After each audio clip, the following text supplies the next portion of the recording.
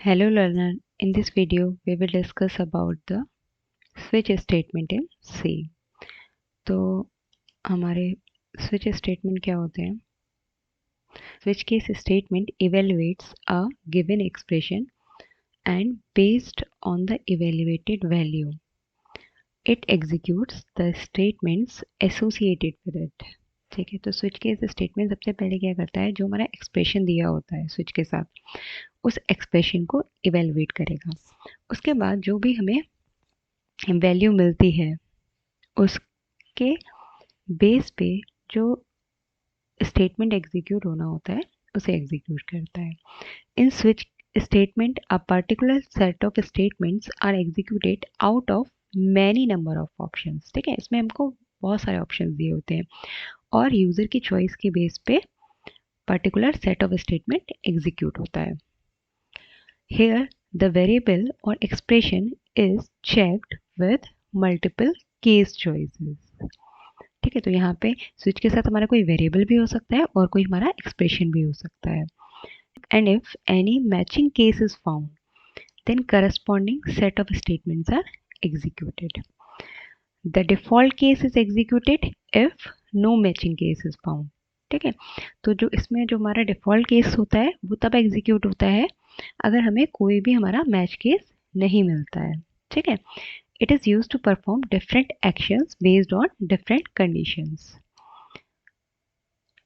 In C, the switch case statement is used for executing one condition from multiple conditions. It is similar to if-else if letter. Switch case can only evaluate int और char type. ठीक है, तो हमारा जो switch case है वो हमारा सिर्फ char और इन टाइप को ही इवेलुएट करता है। ठीक है, अगर हमारा कोई फ्लोट होगा तो वो उसे इवेलुएट नहीं करेगा। और जो हमारा स्विच केस स्टेटमेंट होता है वो हमारे लॉजिकल एक्सप्रेशंस जो होते हैं उनको भी सपोर्ट नहीं करता है। ठीक है, अब देखिए अगर हम स्विच का सिंटैक्स देखें तो हमारा किस तरह से होगा। सबसे पहले हम स्विच कीवर्ड का यूज़ करेंगे। ब्रैकेट में अगर हमारा कोई वेरिएबल है तो वो आएगा या कोई एक्सप्रेशन होगा। ठीक, अब यहाँ पे जो हमारे वेरिएबल की वैल्यू होगी या अगर कोई मेरा एक्सप्रेशन है वो एग्जीक्यूट होके जो भी वैल्यू मिलेगी उसके करस्पॉन्डिंग केस एग्जीक्यूट हो जाएगा। ठीक है, यहाँ पे क्या केस वैल्यू 1 उसके रिगार्डिंग जो स्टेटमेंट होंगे, उसके बाद ब्रेक आएगा, उसके बाद हमारी केस वैल्यू 2, उसके बाद स्टेटमेंट देन ब्रेक, और इस तरह से हमारे पास n नंबर ऑफ केसेस हो सकते हैं। ठीक है, अब जब हमारे सारे केस वैल्यूज आ जाती हैं तो उसके बाद हम यहाँ पे एक डिफ़ॉल्ट स्टेटमेंट दे देते हैं। वैसे ये हमारा ऑप्शनल रहता है। ठीक है, अगर हम नहीं दें तो इससे भी हमारा प्रोग्राम गलत नहीं होगा। ठीक है, देखिए यहाँ हर स्टेटमेंट के बाद हमने ब्रेक यूज़ किया है। ठीक है, अब ब्रेक को हम यहाँ क्यों यूज़ करते हैं। ब्रेक क्या करता है, जब हमारे केस 1 के स्टेटमेंट एग्जीक्यूट हो जाते हैं तो हमारे कंट्रोल को इस स्विच ब्लॉक से बाहर लाने के लिए। ठीक है, अगर यहाँ पे हम ब्रेक को यूज़ नहीं करेंगे तो क्या होगा, इसके बाद जो केसेस होते हैं वो एग्जीक्यूट हो जाते हैं। ठीक है, जब तक कि उसे नेक्स्ट ब्रेक नहीं मिलता ये आपके इस ब्लॉक के अंदर लिखी हुई चीज़ें एग्जीक्यूट नहीं हो जाती। ठीक है, अब ब्रेक को अगर देख लें, it is used at the end of each case and is used as case terminator.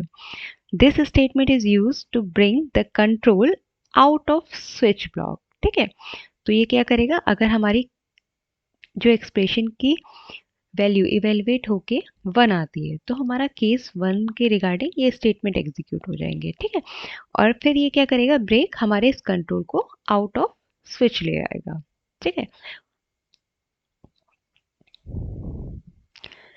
The break statement is optional. अब ऐसा नहीं है कि आपको ब्रेक लगाना ही लगाना है। If omitted execution will continue on into the next case.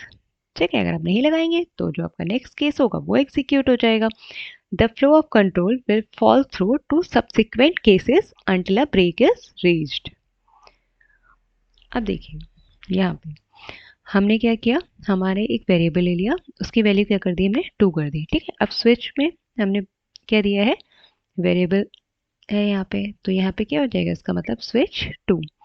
अब देखिए केस 1, केस 2, केस 3, केस 4 तक लिखा हुआ है हमारा, ठीक है। अब यहाँ पे वैल्यू क्या है, ये 2।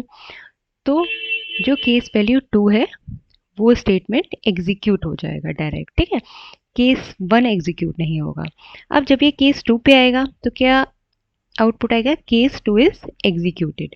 बट अब इसे यहाँ पे क्या है, ब्रेक नहीं मिल रहा है।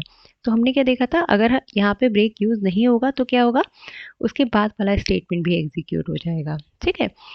तो नेक्स्ट स्टेटमेंट क्या है, केस 3 इज एग्जीक्यूटेड, ठीक है। अब क्या होगा, अब इसे यहाँ पे ब्रेक मिल जाएगा, तो हमारा जो कंट्रोल होगा हमारे आउट ऑफ स्विच ब्लॉक आ जाएगा, ठीक है। तो इसके आउटपुट में हमें क्या मिलेगा, ये वाली लाइन एग्जीक्यूट होगी और ये वाली लाइन एग्जीक्यूट हो जाएगी। डिफॉल्ट क्या है, this case is executed if no matching case is found, ठीक है। अब देखिए अगर यहाँ पे x की वैल्यू कितनी होती, 5 होती, ठीक है, तो यहाँ क्या होता, अब ये चेक करता कि 5 वैल्यू तो यहाँ प्रेजेंट नहीं है, ठीक है। तो क्या होगा, ये आउट ऑफ द ब्लॉक आ जाएगा, ठीक है। बट अगर मैंने यहाँ पे कोई स्टेटमेंट डिफॉल्ट में लिख दिया होता तो क्या होता, जब उसे 5 वैल्यू नहीं मिलती तो हमने जो भी डिफॉल्ट में स्टेटमेंट लिखा होता वो एग्जीक्यूट हो जाता। अब देखिए ये एक एग्जाम्पल है, इसमें हम क्या कर रहे हैं, हम डे नंबर इनपुट करवा रहे हैं यूज़र से, ठीक है, 1 to 7 की रेंज में। अगर हमारा 1 प्रेस हो रहा है तो हमें क्या मिल रहा है, मंडे, 2 ट्यूसडे, 3 वेडनेसडे, इस तरह से, ठीक है। तो हमारे डे कितने होते हैं, 7 होते हैं। तो सबसे पहले हम अपने प्रोग्राम में मेन फंक्शन को लिखते हैं, ठीक है। उसके बाद हम क्या करते हैं, जो भी वेरिएबल हम अपने प्रोग्राम में यूज़ कर रहे होते हैं उनको क्या करते हैं, डिक्लेयर करते हैं, ठीक। तो यहाँ पे हम डे एक वेरिएबल को यूज़ कर रहे हैं तो हमने यहाँ क्या किया, डे को डिक्लेयर कर दिया। अब जब हम वेरिएबल को डिक्लेयर करते हैं तो हम उसके साथ क्या बताते हैं, हमारा जो वेरिएबल है वो किस टाइप की वैल्यू को होल्ड करेगा, ठीक है। तो यहाँ पे हम क्या चाहते हैं कि हमारी वैल्यू क्या हो, 1 to 7 हो के, तो हम यहाँ क्या चाहते हैं, हमारी जो वैल्यू हो 1 to 7 के बीच हो। तो 1 to 7 क्या हो गई, हमारी इंटीजर टाइप की वैल्यू हो गई, तो इसलिए हमने इंटीजर टाइप का यूज़ कर लिया। उसके बाद हम क्या यूज़र से इनपुट लेना चाह रहे हैं, तो हम पहले क्या प्रिंट करवा रहे हैं, enter the day number with in range of 1 to 7, ठीक है। अब यूज़र से इनपुट लेने के लिए हम किस फंक्शन का यूज़ करते हैं, स्कैनफ फंक्शन का यूज़ करते हैं, ठीक है। अब हमारा इनपुट कैसा है, इंटीजर टाइप का है, तो हम यहाँ पे क्या यूज़ कर रहे हैं, पर से डी फॉर्मेट स्पेसिफायर का, उसके बाद कॉमा लगाएंगे, उसके बाद एड्रेस ऑफ ऑपरेटर और जो हमारा वेरिएबल है, ठीक। अब क्या है, ये वेरिएबल की जो भी वैल्यू हमारा यूज़र इनपुट करेगा, ठीक है। अब देखिए स्विच का सिंटेक्स क्या होता है, स्विच ब्रैकेट में जो भी वेरिएबल या एक्सप्रेशन आपका रख, तो यहाँ पे हमने वेरिएबल क्या लिख दिया, डे लिख दिया। अब हमने डिफरेंट डिफरेंट केसेस बना दिए, case 1, case 2, case 3, case 4, case 5, case और केस 7, ठीक है। यहाँ पे हमने एक डिफ़ॉल्ट भी बना दिया स्टेटमेंट। डिफ़ॉल्ट क्यों बनाया, कि अगर हमारा नंबर 1 to 7 से बाहर आ जाए, ठीक है, तो हम क्या प्रिंट करवा देंगे, इनवैलिड इनपुट, ठीक है। अब देखिए यहाँ पे अगर यूज़र ने इनपुट क्या किया, 3 को इनपुट किया, ठीक है, तो हमारा क्या प्रिंट हो जाएगा, केस 3 पे क्या लिखा है, वेंसडे लिखा है, तो हमारा आउटपुट क्या आ जाएगा, 3 आ जाएगा।